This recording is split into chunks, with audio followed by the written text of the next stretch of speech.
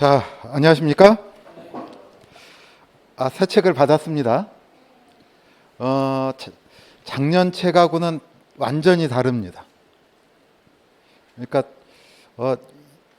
이 책을 쓰는데 사실은 상당히 오래전에 만들긴 했지만 오래 걸린 책이고요. 그리고 이 책은 기본적으로 설명을 조금 넣는 방향으로 해서 조금 말이 긴 책이기도 합니다. 자, 이렇게 됩니다. 시설개론에는 어떤 내용들이 주로 들어가느냐면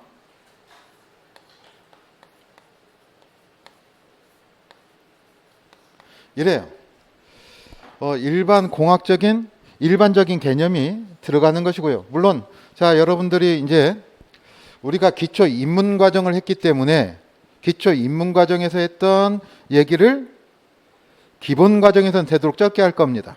아시겠죠? 그렇지만 이제부터는 이제 정규 과정이다 이렇게 생각하시면 되는 것이고, 자, 그러면 시설개론이라고 하는 것은 사실은 구조와 설비 두 가지로 나눈다 이렇게 얘기를 했었죠. 그렇지만 우리는 뭐부터 한다? 설비부터 한다고 그랬어요. 그래서 왜 설비부터 한다고 그랬죠? 일반적인 책들은 전부 다 구조가 먼저고 설비가 뒤에 나와 있는데 뭐 때문에 설비부터 한다고 그랬습니까? 일반적으로 첫 번째는 처음 듣는 부분을 사람들이 오래 기억하더라 이런 얘기예요. 그러니까 처음 듣는 부분을 조금 더 잘 하겠죠. 그렇죠? 그래서 이것은 뭐 때문에? 실무 때문이다 이렇게 말씀드렸습니다. 실무와 중복이 된다. 그래서 적어도 여기에서는 실무에서 한 12문제 정도 나오더라고요. 12문제 정도. 그러니까 기본적으로 설비를 잘 해놔야 되겠죠. 특히 실무의 어려움은 뭐가 있냐면 단답형 괄호 넣기가 있습니다. 그러니까 이것을 정확하게 쓰지 않으면 답이 안 되겠죠. 그런데 오지선다로 찍는 것과 그 이름을 쓰는 것은 전혀 다른 얘기죠. 그러니까 우리가 설비에서 기본적인 것들, 명칭들 이런 것들은 잘 익숙하게 암기가 되어야 합니다. 암기가. 그리고 우리가 1, 2차 동시를 노린다면 자, 7월 둘째 주 토요일 날 시험이 있어요. 주택관리사는. 이거 끝나고 한 2달 안 됩니다. 2달이 안 되니까 여러분들이 준비할 시간이 많지 않겠죠. 그렇기 때문에 설비라도 미리 해놓으면 도움이 될 거다 이렇게 생각을 합니다. 자, 그러면 이제 이렇습니다. 일반적인 건축 이론이 들어가고요. 일반 건축 이론이 들어가고 그 다음 이제 건축 관계법규가 들어갑니다. 건축법 등등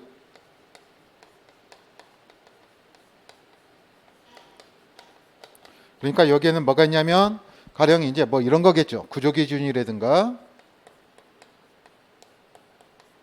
또는 설비기준이라든가 등등등 많습니다. 그 다음 수질기준이라든가 자 이런 것들이 들어가고요. 그 다음에 이제 자 화재 안전기준도 들어가죠.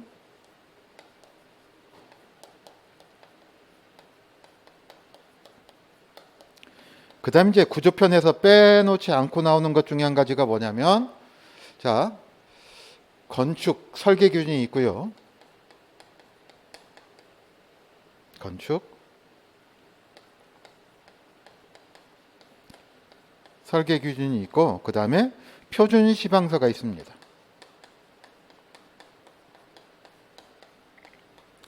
자 이래요. 자 화재 안전 기준은 소방에서 중요합니다. 당연하겠죠? 그러니까 그 다음에 이것은 이제 구조 기준은 뭐 그렇다 치지만 설비 기준에서는 여러 가지 이제 소음 관련이라든가 수질 관련이라든가 이런 것들이 해당될 겁니다. 자, 표준 시방서에서 문제가 간혹 가다가 나올 때가 있습니다. 간혹 가다가. 그래서 어떨 때 조금 많으면 세 문제까지도 나올 수가 있어요. 세 문제까지도 최대. 최대란 말은 세 문제가 나오면 많이 나왔다 이렇게 얘기를 하겠죠. 그러니까 자, 우리가 시험을 대비한다고 할 때 어떤 때는 수험생들이 질문을 합니다. 표준시방서를 봐야 되는 거 아닙니까? 표준시방서 원래 다 합치면 이 정도 두꺼워요. 무슨 수로 다 봐? 그러니까 자, 우리가 몇 점을 목표로 하느냐가 중요한 것이죠. 내가 80점을 목표로 할 것인지 90점을 목표로 할 것인지 60점을 목표로 할 것인지에 따라 다릅니다. 분명히 다릅니다. 그리고 자, 우리가 현장에서 소장이 될 때 제가 생각할 때 도움이 되는 관련법은 뭐냐면 법규와 실무예요. 분명히. 여기에다가 조금 더 한다면 민법. 회계는 조금밖에 도움이 안 될 거예요. 그렇지만 모르면 안 되고, 물론 시설은 원리를 아는 게 중요하죠. 이거 배운다고 해서 다 알겠습니까? 아니죠. 그러니까 그렇지만 항상 특히 여자 수강생분들이 저하고 만났을 때 하는 얘기가 뭐냐면 이래 담당하는 뭔가 고쳐야 되는 수리하는 분들이 왔을 때 놀랜다는 거야. 왜? 설비에 대해서 알아듣더라 이런 얘기죠. 그러니까 알아들을 수 있으면 되겠죠. 그래서 뭐 잘 배웠다 뭐 이런 얘기를 합니다. 자, 어쨌든 그러니까 여기서 요점은 뭐냐면 이런 것까지 구체적으로 깊이 할 필요는 없다. 아시겠죠? 그러면 거기에 필요한 내용은 이 기본서에 전부 다 실은 게 아니라 필요한 내용을 넣어놨기 때문에 그냥 이 기본서에 있는 내용 자 정도 보면 됩니다. 그리고 또 한 가지 더 말씀드리자면 자 작년 책보다 상당히 얇아졌습니다. 그리고 사실은 책을 낼 때 책이 제일 두꺼운 거 아닌가 걱정했어요. 그랬더니 민법이랑 회계가 무지하게 두껍더라고요. 그래서 한편으로는 더 넣을까 뭐 이런 생각도 했지만 개인적으로는 내년도에는 더 얇게 만들 거다 이렇게 생각을 해요. 요즘은 수험세가 두꺼워지지 않습니다. 그러니까 마케팅 측면으로 생각을 해보는 거예요. 많이 팔아먹으려면 조금 더 얇게 만들 걸? 뭐 이런 생각도 해봤어요. 자, 어쨌든 그러니까 자 이렇습니다. 첫 번째, 이 책을 전부 다 보려고 하는 건 아니다. 그럼 이 책은 어떤 부분을 봐야 되느냐? 그럼 1차적으로 보려고 한다면 표준시방서는 제외하고 봐야 돼. 아시겠죠? 그리고 나서 추가적으로 할 때 표준시방서를 보는 겁니다. 그러니까 그리고 자 요즘 자 시설계로는 자 이랬습니다. 23회나 22회 이전에는 기출문제라고 하는 것이 크게 도움은 안 됐어요. 물론 기출문제가 도움이 되는 부분이 있습니다. 분명히 도움이 되는 파트가 있어요. 그런데 일반적으로는 과거 전년도에 나왔던 문제를 올해는 피해서 내려고 해요. 그리고 과거에 나왔던 부분은 되도록 피해서 내려고 하는 부분이 있었습니다. 근데 이것도 매년 피해서 내려고 그러면 이것도 그럼 어떻게 내야 되겠어요? 더 깊은 곳, 더 어려운 문제 이렇게 내야 되잖아요. 그래서 25회 때의 특징은 뭐냐면 여기 관계된 법을 세 문제 나눴어요. 25회 때. 그것도 별표로. 법규가 있으면 뭐 별표. 그러니까 자 이렇습니다. 우리 솔직하게 까놓고 얘기를 합시다. 모의고사 때나 이럴 때 이런 것 비슷한 것들을 문제를 낼 거예요. 문제를 내는데 그것을 맞추자고 되는 게 아니라 나오면 좋고 안 나오면 할 수 없고 아시겠죠? 그리고 자 그래서 그러면 이 문제를 우리가 맞추도록 노력을 해야 될 거냐? 자 우리가 뭐만 하면 됩니까? 평균 60점만 넣으면 되죠. 물론 이렇습니다. 회계가 해도 안 되는 분들이 있더라고요. 전생에 죄를 얼마나 많이 졌길래 회계가 안 되는 거야? 사실은 종교적 회계는 죄를 고백하는 게 아닙니다. 갑자기 종교적 얘기가 나와서 죄송한데 많은 사람들이 착각하는 것 중에 한 가지가 있는데 회개는 죄를 고백하는 게 아니에요. 회개는 뭐냐면 내 삶의 방향이 잘못되어서 이렇게 돌리는 게 회개예요. 그러니까 여러분들도 회개 원리라고 하는 것을 하려고 한다면, 과목 얘기하는 겁니다. 종교 얘기하는 게 아니라, 그러면 정확한 원리를 아는 게 중요해요. 시들개론도 1차적으로 뭐가 중요하다고 그랬습니까? 개념이 중요하다고 그랬죠. 마찬가지예요. 자, 그래서 우리가 60점을 중심으로 하는데, 기본 과정은 자 60점을 지향해요. 60점을. 그리고 심화에서는 80점을 지향을 합니다. 무슨 말씀인지 아시겠죠? 그러니까 기본 과정에서 다 하지 않는다. 그리고 그래서 이런 얘기는 조금밖에 안 할 겁니다. 그렇지만 소방에서는 화재 안전 기준이 주된 내용이기 때문에 할 수밖에 없다. 이렇게 생각하시면 되겠어요. 그래서 그러면 자, 요즘은 조금 돌아갔어요. 18회, 17, 18, 19회, 20회 이럴 때는 구조편에서 요 얘기를 주로 했어요. 표준시방서가 조금씩 한 줄이라도 언급이 됐습니다. 문제가. 그렇지만 이제 일반 건축이론 가지고 주로 얘기를 하고요. 그 다음에 어렵게 내고자 할 때 뭘 가지고 간다? 법규. 그리고 한두 문제 시방서 이렇게 생각하시면 돼요. 그러니까 요거를 안 해도, 안 하면 몇 문제가 틀립니까? 5문제 틀린다고 해봅시다. 그리고 다른 거 실수해서 5문제 틀린다고 해봅시다. 그럼 10문제 틀리면 25점이 빼앗기죠.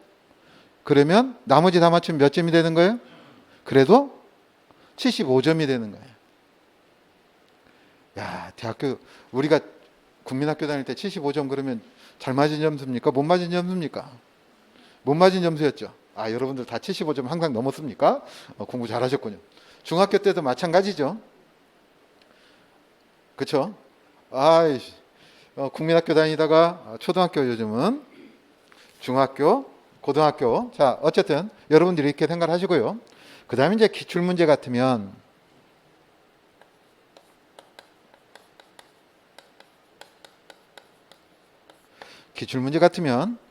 자, 이렇습니다. 과거에 나왔던 문제가 도움이 되느냐?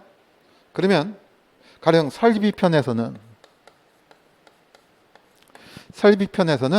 자, 전 부분이 도움이 되는 게 아니라 가령 이런 얘기입니다. 급수 같으면 뭐 여러 부분이 있죠. 여러 부분이 있는데 어디에서 도움이 되느냐? 그러면 가령 이런 얘기예요. 얘만 들겠습니다. 급수, 급탕, 배수, 위생기구, 오수정화 등등이 있는데 난방까지 합시다. 자, 이래요. 급수 같으면 자, 가령 예를 들면 급수 방식이나 수질 오염, 그 다음 이제 위에 우리가 지금 바로 배워야 될 마찰 손실. 요 정도는 기출문제에서 반복적으로 언급이 된다. 이렇게 생각하시면 돼요. 그 다음 이제 내용이 한정되어 있는 것, 급탕 같은 것. 이런 것들은 내용이 한정이 있기 때문에 기출문제가 도움이 됩니다. 특히 어디? 위생기구 같은 것. 이런 것들 우리가 자 기출과정에서 잠깐 얘기를 했지만 뭐 대변기의 종류, 그것의 특징 더 어떻게 얘기할 수가 없다 이런 얘기. 그러니까 이런 것들은 뭐 가지고 기출문제 가지고 얘기를 하면 되겠죠. 자, 그 다음에 이제 난방 같으면 자 난방에서는 이제 여러 가지가 있습니다. 사실은 열에 관한 것도 있고 습도에 관한 것도 있고 열의 이동과 단열에 관한 것도 있고 그리고 난방 방식에 관한 것도 있고 미리 얘기를 합시다. 자, 그 다음 이제 사실은 우리가 시험 범위에 뭐가 있냐면 냉난방 설비 이렇게 돼 있어요. 냉난방 설비라고. 그런데 21회 때인가 중간에 공고가 났어요. 냉난방에서 공기조화 및 냉동 설비는 빠진다고. 중간에 한 5월 달쯤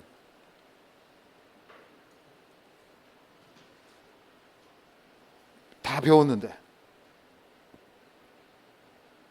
그러더니 한 6월 달인가 그거 아니라고 다시 공고가 났어요. 그러더니 정말 그때부터 공기조화 및 냉동 설비가 시험 문제가 안 나옵니다. 그리고 지금까지 안 나와요. 매 시험 범위 공고에는 나옵니다. 그러면 이걸 해야 돼 말아야 돼? 뭐 이런 거죠. 사실은 그게 몇 문제짜리냐면 2문제짜리입니다. 적어도. 그런데 아직까지 안 나왔어요. 그런데 문제는 뭐냐면 실무에서 나오더라고. 24회, 23회 실무에서 나왔어요. 그래서 여기서 이제 그래서 공조 및 냉동 설비는 사실은 이건 어렵진 않아요. 그래요.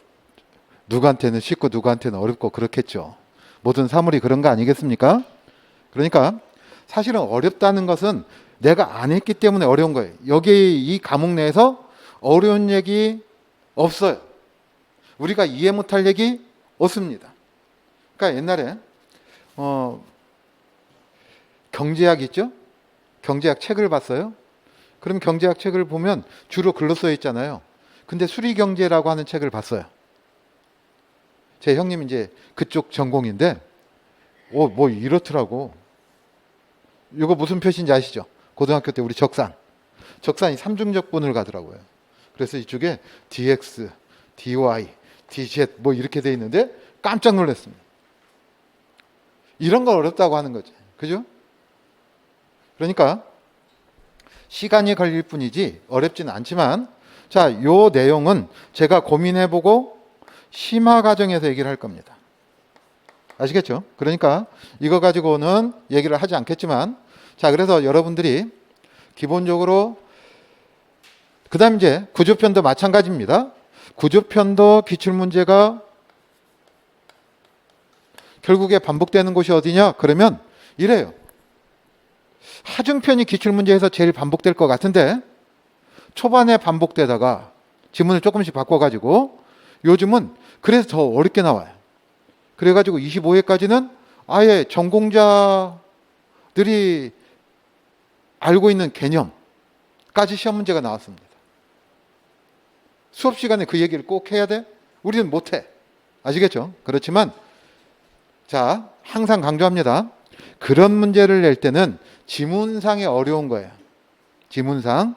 그렇지만 답은 어디에 있느냐 하면 그런 문제일수록 우리가 알고 쉬운 곳에 있다 이렇게 생각하시면 됩니다. 자, 그래서 구조편은 그러면 자 이렇습니다. 기출문제와 관련해서 어디와 관련되어 있냐면 가령 철근 콘크리트 같으면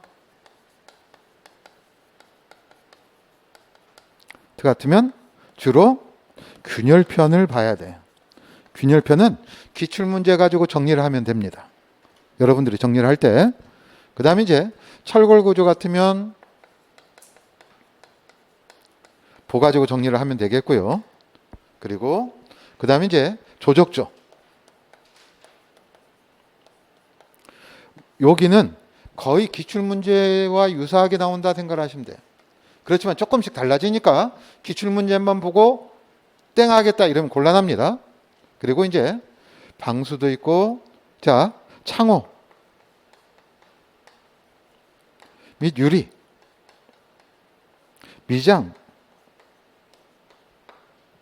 자 이런 데는 역시 마찬가지로 뭘 가지고 하면 되겠다? 기출문제 가지고 하면 되겠다.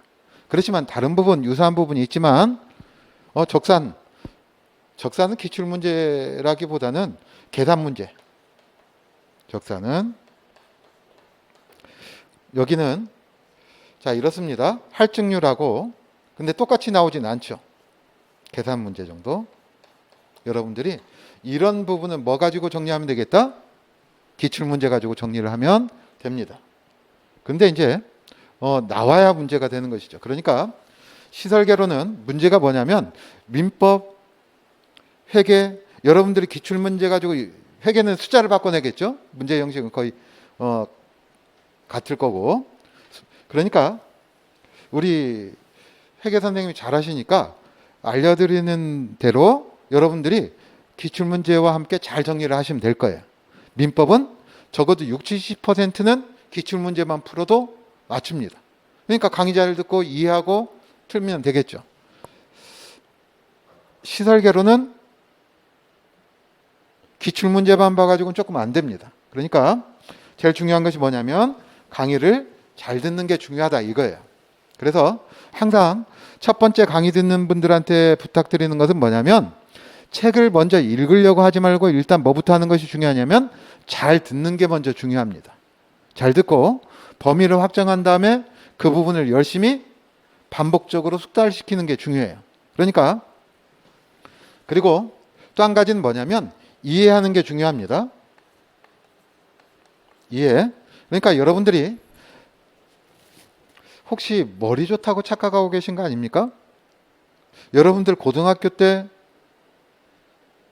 문과 과목 말고 역사나 이런 거 말고 그죠?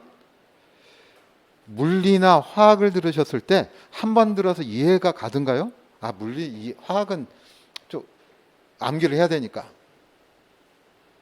우리 수학에서 적분이나 확률 같은 거 할 때 한 번 들어갖고 딱딱 들어왔습니까? 아니죠. 그런데 적어도 여기 있는 개념은 중학교 물상 수준을 넘지는 않습니다. 물론 그걸 기반으로 조금 더 얘기를 해요.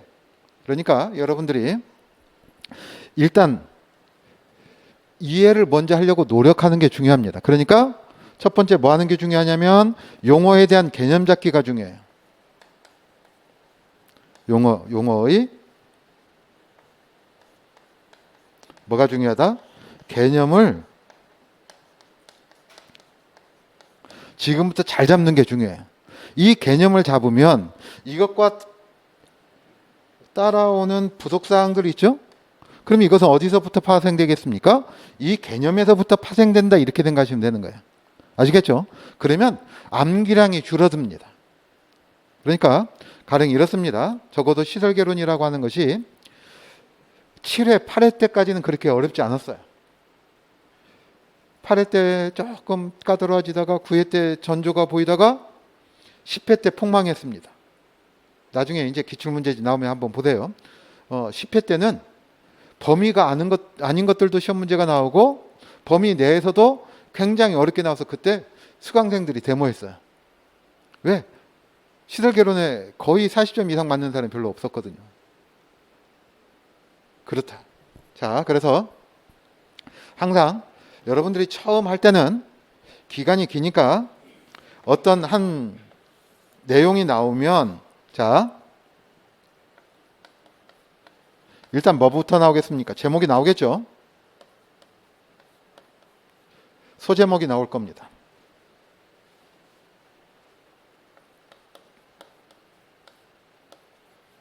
그래서 여기에 대한 개념이 나오고 그 다음에 부속사항이 나온다고 한다면 일단은 여러분들이 처음에 할 때는 어디부터 집중해야 되겠다?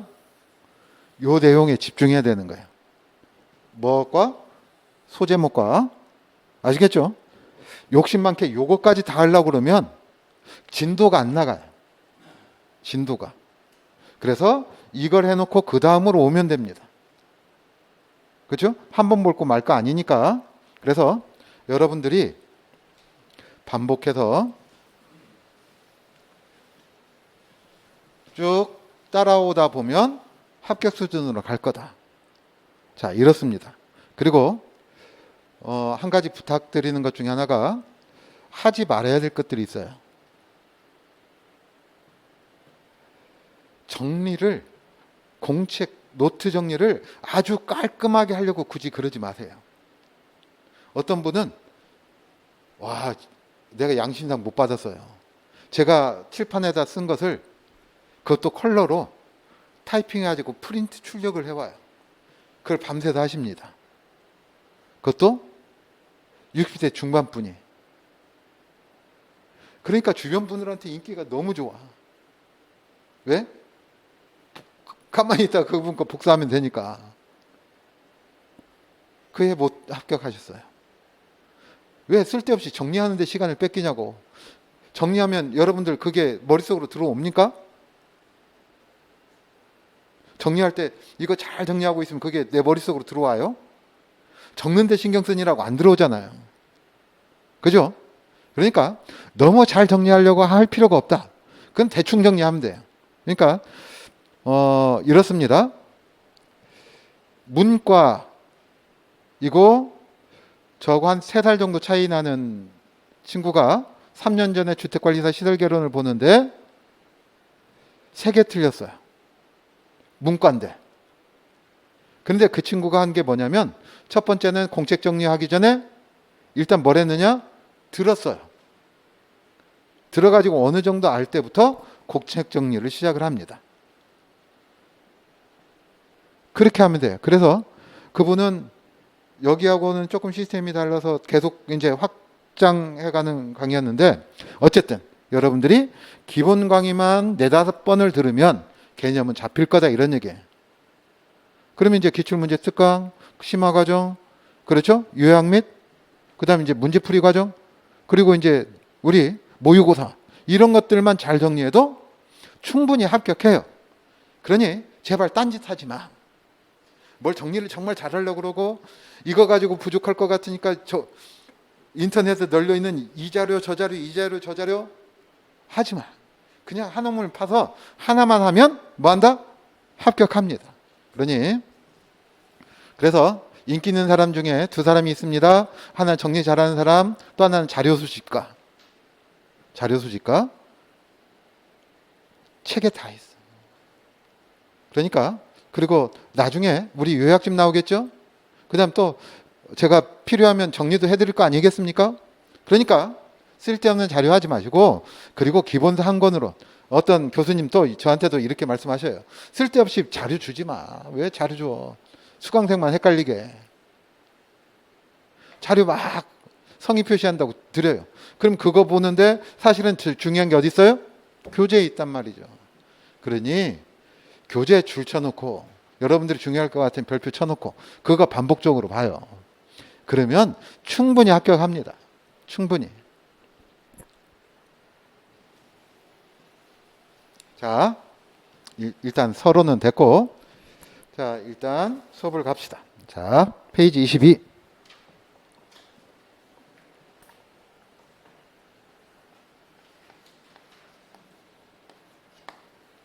22쪽을 보면 급수설비 이렇게 돼 있는데요. 일반적인 책들은 설비 총론이라고 해서 유치에 관한 얘기하고 열에 관한 얘기를 하나로 묶어놨습니다.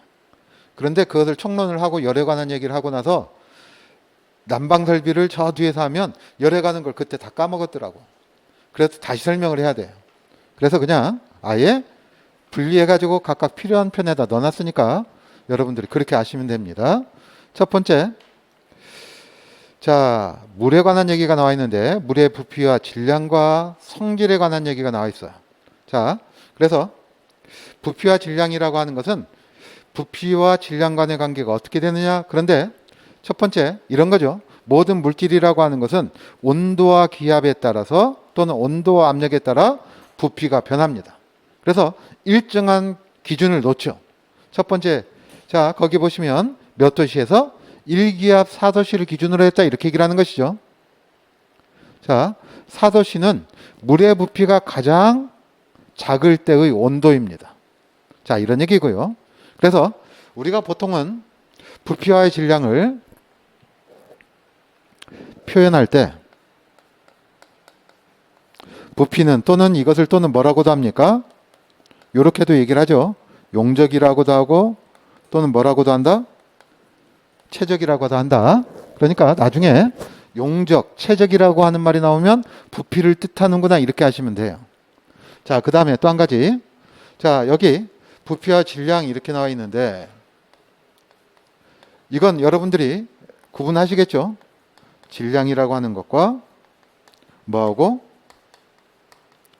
무게라고 하는 건 구분하시죠? 질량은 어떤 상태값을 얘기를 합니다. 그런데 여기 무게라고 하는 것은 뭘 말하는 겁니까? 질량에다가 뭐가 붙어 있는 것이다? 중력 가속도가 포함된 개념이다. 이렇게 생각하시면 돼요. 자, 그래서 이런 것들은 여러분들이 구분을 하시기 바랍니다. 그러니까 이것이 적용되는 것이 조금씩 다르다. 이렇게 여러분들이 생각을 하시면 되겠어요. 자, 그래서 자, 부피와 질량을 얘기를 하면 여기서는 이렇게 얘기를 하는 것이죠. 1세제곱센티미터의 물이라고 하는 것은 몇 기압에서 1기압, 1기압 그러면 보통 이렇게 표현을 하죠. ATM. 그 다음 몇 도씨?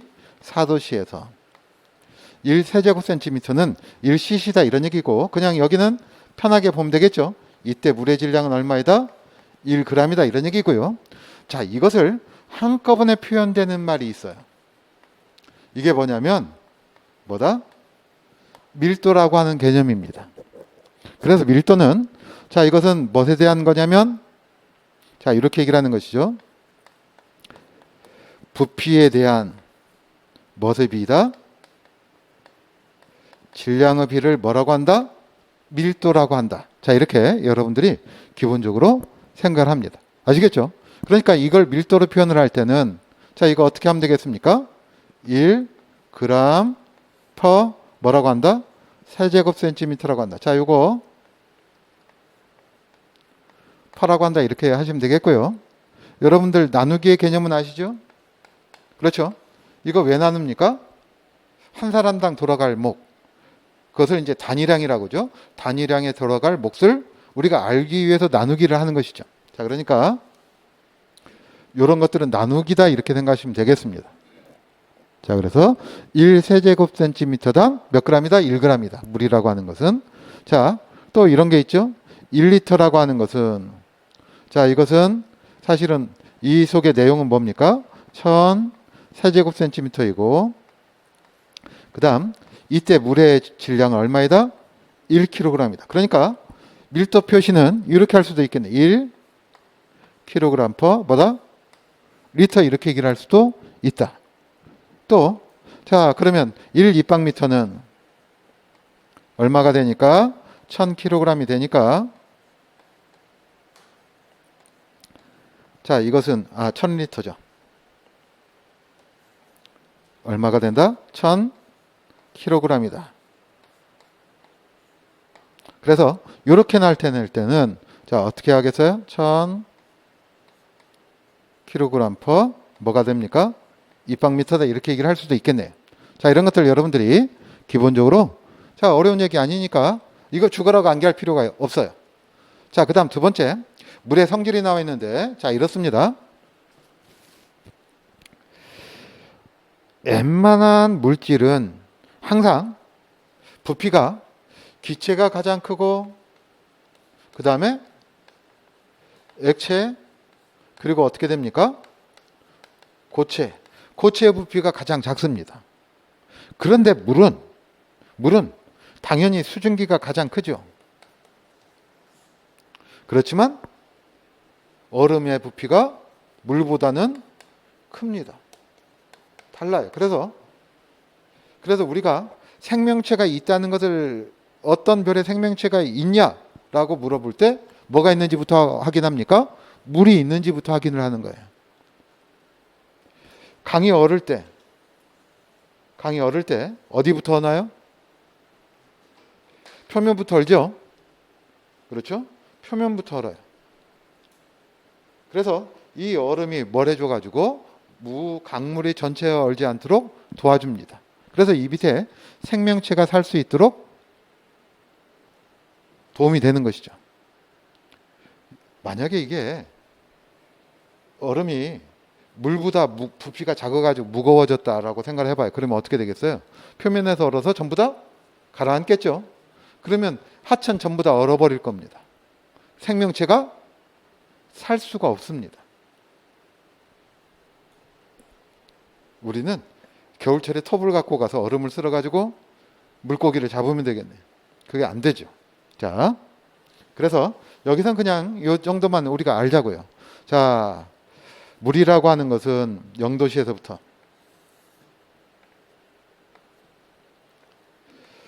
100도씨가 있는데 이때 몇 도씨?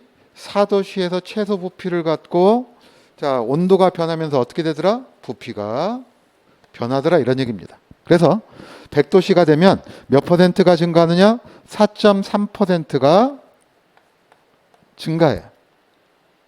자, 그 다음 0도씨가 되면 이제 어떻게 됩니까? 얼어버리죠. 얼어버리면 자, 이때 얼음은 몇 퍼센트의 부피 증가가 있느냐? 9%의 부피 증가가 있습니다. 그러니까 이렇게 9%의 부피 증가가 있으면 자, 배관은 동파의 우려가 있죠. 그러니까 단열재로 보호를 해야 될 겁니다. 자, 그 다음 자, 이렇습니다. 또 한 가지는 콘크리트 속에 들어가게 되면 콘크리트 속에 수분이 있게 되면 우리나라는 겨울이 있죠? 없니다. 그러면 어떻게 되겠습니까? 부피가 증가하겠죠? 부피가 증가하면 일반적으로 이래요. 고체라고 하는 것에 압력을 가하면 부피 축소가 그렇게 많지 않습니다. 자, 그러니까 그러면 콘크리트 같으면 물이 얼었다 녹았다 반복해서 균열을 만들어내는데 이것을 뭐라고 하느냐면 동결융해라고 합니다.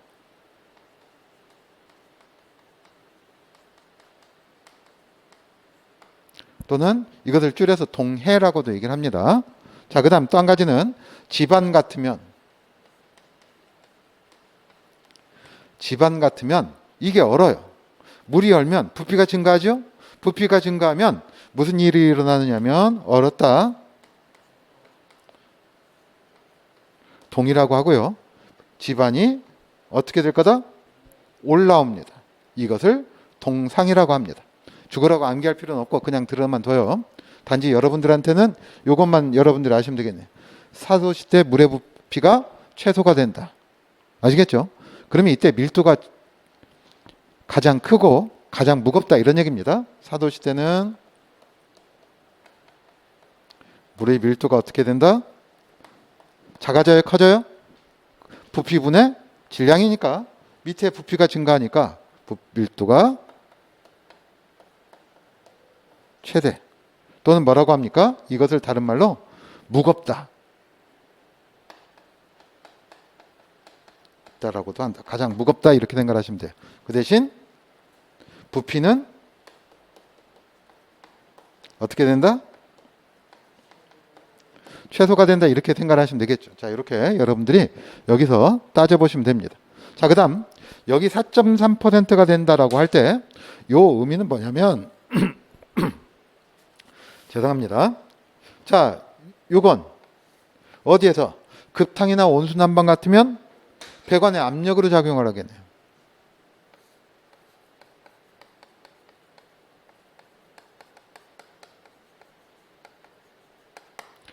자, 뭘로 작용을 할 거다? 배관의 압력으로 작용을 하고 그래서 자, 물에 압력을 가하면 부피 축소가 거의 일어나지 않습니다. 아주 큰 압력을 가하면 약간은 줄어들지만 우리가 눈에 보일 정도로 일어나지 않아요. 그러면 이것에 따른 대책을 세워야 될 거다 이런 얘기입니다.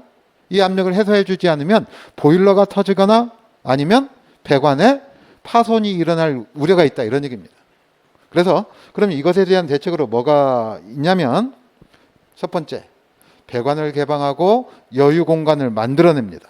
이것을 뭐라고 하느냐면 팽창관과 팽창탱크다 이렇게 얘기를 하는 것이고 자, 이런 말이 있다 정도만 생각을 해두시기 바랍니다.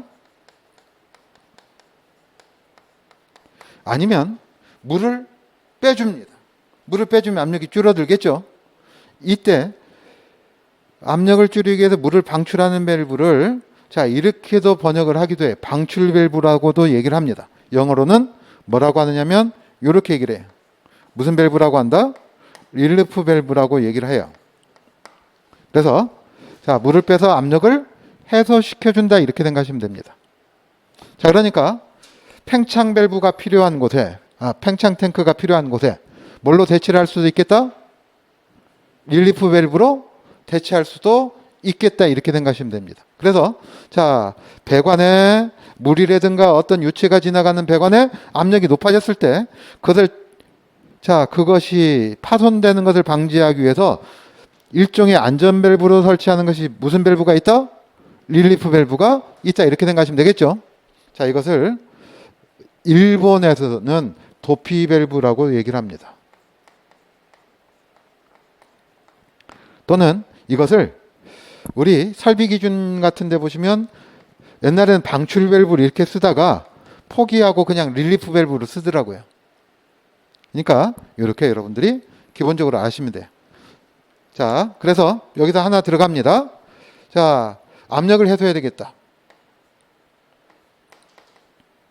과도한 압력 이렇게 얘기를 하자고요.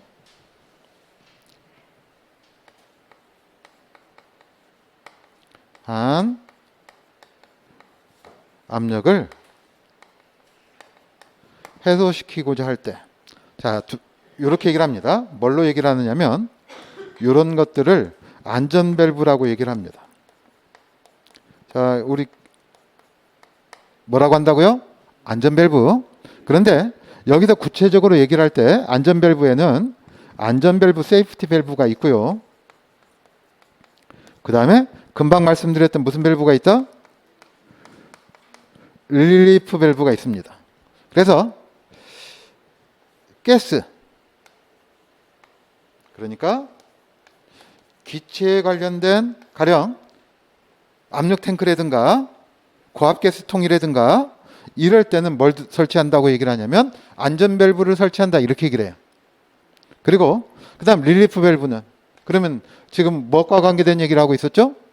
물과 관련된 얘기를 하고 있었죠. 그러니까 이런 곳에는 뭘 설치한다?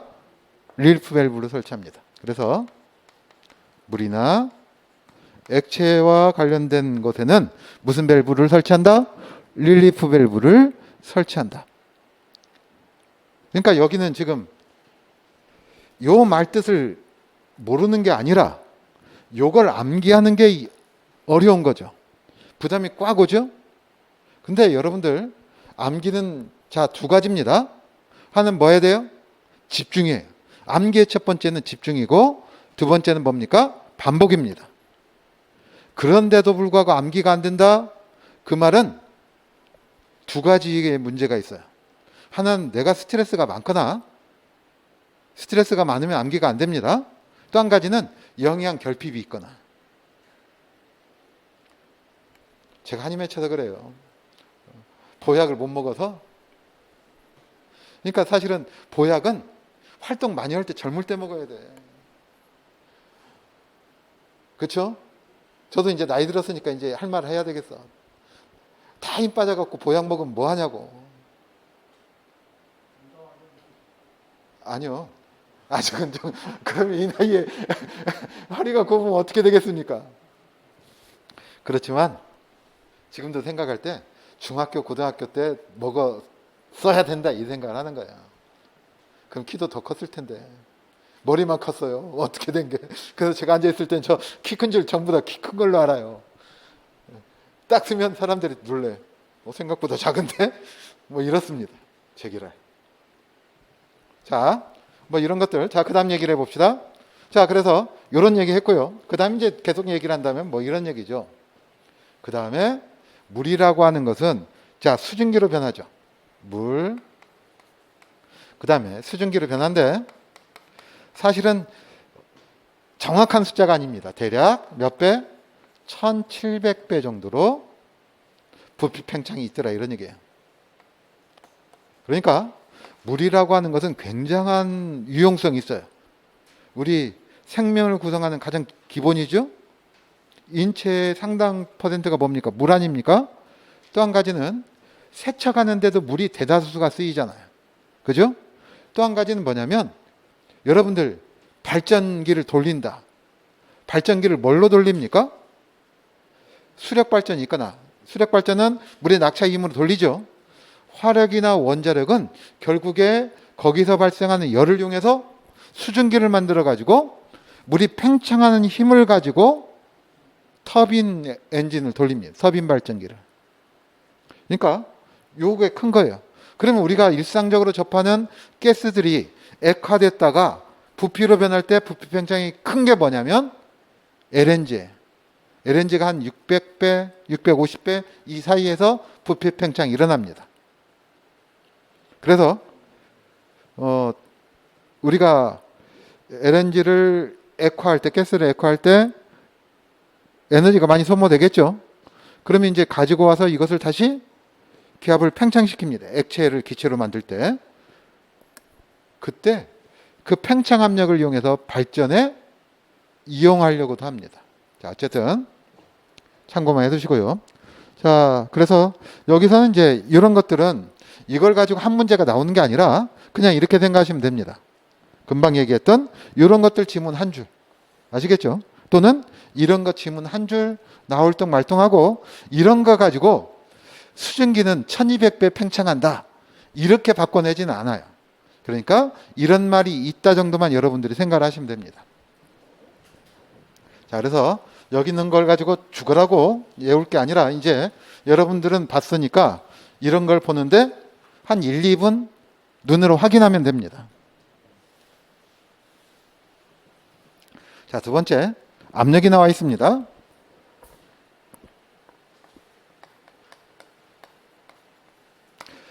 자, 압력은 지금 우리가 당장에 필요한 것은 이런 거죠.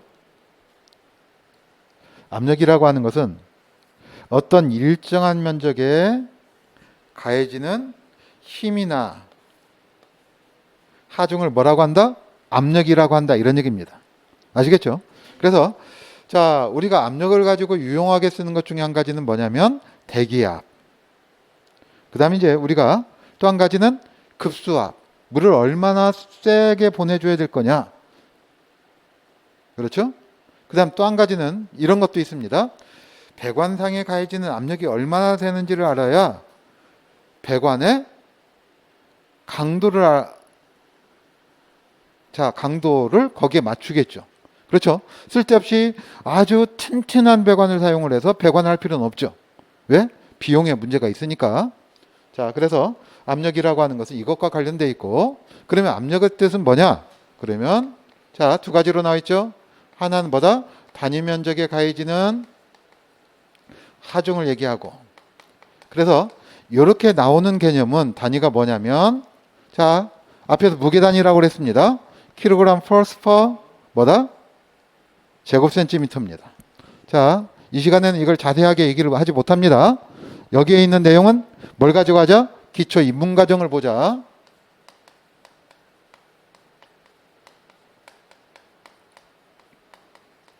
야, 인터넷 시대가 되니까 이런 건 편리해요. 과정이 바뀌면 거기를 보라고 딱 지칭하면 돼. 첫 시간치를 보시면 됩니다. 자, 그 다음 또는 자, 여기 이건 요 뜻입니다. 킬로그램에다가 질량에다가 뭐가 붙었느냐? 중력 가속도가 붙었다. 이렇게 생각하시면 돼요. 중력 가속도는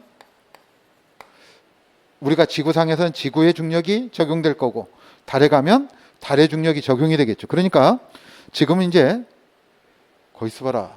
몇 년 있으면 이제 로켓을 쏴가지고 대기권을 벗어나서 우주 여행을 받겠다 이렇게 얘기를 하죠. 얼마가 든다고 그래요? 한 100억 든다고 그럽니까? 우리한테는 기가 막힐 노릇이지만 뭐 500조를 갖고 있는 친구들한테는 100억은 아무것도 아니겠죠. 자, 어쨌든 자, 그 다음 또 한 가지는 자, 뭐다? 면적분에 가해지는 힘이다 이렇게 생각하시면 되겠고, 이때는 이것의 단위가 뭐냐? 그랬더니 이렇게 얘기를 했습니다. 뉴턴 퍼 제곱미터다. 자, 이렇게 얘기를 하는 것이고, 이 뉴턴 퍼 제곱미터를 우리가 뭐라고 하느냐? 그랬더니 뭐라고 하더라? 파스칼이라고 하더라. 이렇게 얘기를 합니다. 그런데 일상적으로 쓰는 단위는 파스칼은 작기 때문에 이 녀석을 조금 더 키워가지고 자, 이렇게 해야 됩니다. 10의 제곱 파스칼. 그 다음에 10의 3승 파스칼. 파스칼이 조금 균형이 안 맞네요. 그 다음에 10의 6승 파스칼. 이런 단위를 써요. 그러면 10의 제곱 파스칼은 어디에서 쓰느냐면 기압을 얘기를 할 때. 여러분들 자, 태풍이 몰려옵니다. 중심 기압이 얼마다? 50 헥토파스칼이다. 920 헥토파스칼이다. 뭐 이런 얘기 하죠. 그래서 이때는 헥토파스칼이라고 하는 단위를 씁니다. 그 다음에 자 10의 3승은 뭘 쓰느냐면 킬로파스칼을 씁니다. 킬로파스칼. 그래서 이 녀석은 공학에서 많이 씁니다. 그리고 10의 6승 파스칼 이 녀석을 자 그러니까 10의 6승이라고 하는 것은 무슨 말이냐면 공이 몇 개가 있다? 6개가 있다 이런 뜻입니다. 그럼 6개가 있으면 이거 뭐예요? 100만 파스칼이다 이런 얘기죠. 10의 3승 파스칼은 1000 파스칼 이런 얘기입니다. 그래서 자, 요 녀석은 뭐라고 하느냐면 요렇게 쓴다. 뭐라고 한다? 메가 파스칼이라고 한다. 그래서 공학에서 기본적으로 이렇게 두 가지를 쓴다 이렇게 생각하시면 돼요. 그러니까 어떤 때는 킬로 파스칼 단위를 쓰고 어떤 때는 무슨 단위를 쓴다? 메가 파스칼이라고 하는 단위가 많이 쓰인다. 자, 이렇게 여러분들이 생각을 하시면 되겠습니다. 자, 요거 여러분들이 기본적으로 생각을 해두고요. 자, 그 다음 자 여러분들이 23페이지를 봤더니 페이지 23에 자 이런 내용이 나와 있네요. 뭐가 나와 있습니까? 수압과 수두란 말이 나와 있네요.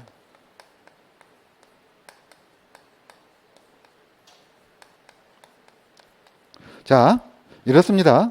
우리가 지금 무슨 장을 하고 있습니까? 급수에 관한 얘기를 하고 있죠.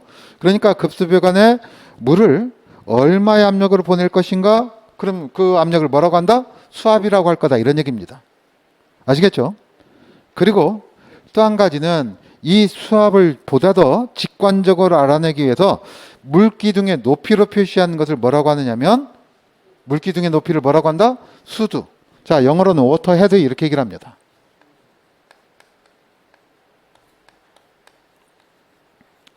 그래서 자 이렇습니다. 물기둥 있다. 이렇게 있으면 자, 이 밑에가 1cm, 1cm, 그 다음 높이가 1m. 그러니까 100cm짜리 물기둥이 있다고 치면 물이 가득 찼습니다. 그러면 이 바닥에 가해지는 하중은 얼마가 될 거냐 이런 얘기입니다. 하중은. 그러면 자 이런 얘기죠. 자, 요 물의 부피가 얼마입니까? 우리가 앞에서 봤어요. 100세제곱센티미터 라고 하는 것이고 그러면 이것은 앞에서 봤죠? 1세제곱센티는 얼마다? 1g이니까 100g이네요. 아시겠죠? 자, 무게입니다. 그러면 100g이라고 하는 것은 다시 말하면 얼마다? 0.1kg force가 됩니다. 아시겠죠? 그런데 자 우리가 앞에서 여기서 얘기를 했습니다. 압력의 단위가 뭐였다? kg per 제곱센티미터네요. 그러니까 물기둥 1m짜리 압력은 수압은 얼마가 되느냐? 그랬더니 얼마가 되더라? 0.1kg이 되더라 이런 얘기입니다. 자 그래서 자 이 수두의 표시는 이렇게 표시를 합니다. 이 녀석은 어떻게 표시하느냐? 그랬더니 물기둥의 높이 자 미터 단위를 쓰고 그 다음 두 가지로 표시를 하는데 자 원래 라틴어겠죠. 아쿠아로 표시를 합니다. 그래서 AQ로 표시를 한다 이렇게 생각하시면 돼요. 또는 이렇게도 하고 또는 이것을 여러분들이 그 밑에 나와 있는 기둥 높이가 나와 있는데 이렇게도 표시를 합니다.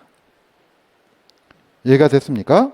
그러면 1m짜리는 자 이것은 금방 봤듯이 단위 면적 자 수압의 표시를 어떻게 했어요? kg per 제곱센티미터로 했죠. 0.1kg per 뭘로 한다? 제곱센티미터로 합니다. 자 그래서 상당 기간 동안 수압 또는 기압을 표시할 때 이렇게 kg per 제곱센티미터라고 하는 단위를 썼어요. 그렇지만 이제는 기본적으로 지금은 자 메가파스칼이라고 하는 단위를 주로 씁니다. 또는 킬로파스칼이라고 하는 단위를 주로 씁니다. 자 그래서 자 이거 단위 변형하는 것은 우리가 기초 입문 과정에서 얘기를 했기 때문에 여기서는 얘기를 하지 않고 기본적으로 요 얘기만 해봅시다. 그러면 여기서는 이제 어떤 얘기가 있냐면, 자, 1m AQ라고 하는 것은, 자, 기본적으로 9.8 킬로파스칼입니다. 자, 요거 왜 그래요? 중력 가속도가 얼마라고 그랬습니까?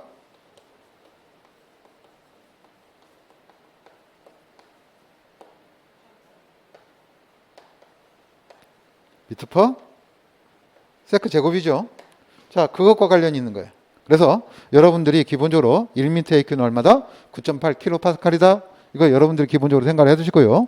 그러면 이게 대략하면 약 얼마가 돼요? 10 킬로파스칼이 되겠습니다. 아시겠죠? 그러면 이것을 메가파스칼로 나타내면 대략 얼마가 되느냐? 자, 이렇게 등보에다 점점 치면 약이란 말이죠. 0.01 뭐가 되더라? 메가파스칼이 되더라, 이런 얘기예요. 그래서 여러분들이 요런 얘기와 요런 얘기를 기본적으로는 또 이건 시험 문제 지문으로 나왔습니다. 수도 1m AQ는 얼마다? 9.8 킬로파스칼이다. 자, 이런 얘기가 나왔었기 때문에 여러분들이 기본적으로 이런 것들은 알아두셔야 되겠죠. 아시겠죠? 자, 그래서 일단 여기까지 하고, 자, 다음 시간에 얘기를 합시다. 자, 이번 시간 뭐 배웠습니까? 배운 거 하나도 없네? 자, 배운 거 정리해 봅시다.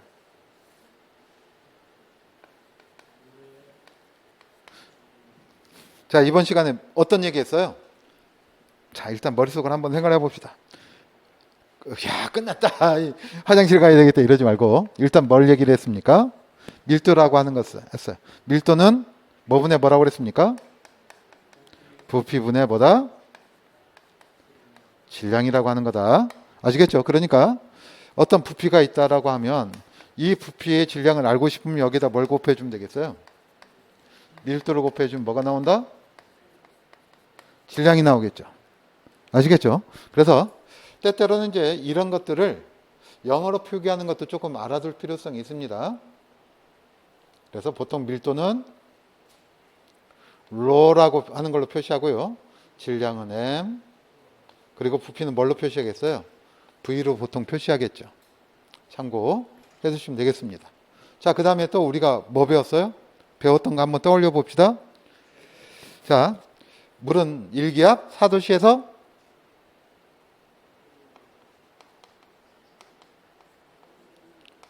일기압 몇 도씨에서? 4도씨에서 최소 부피를 갖는다. 또는 최대 밀도를 갖는다. 이렇게 얘기를 하겠죠.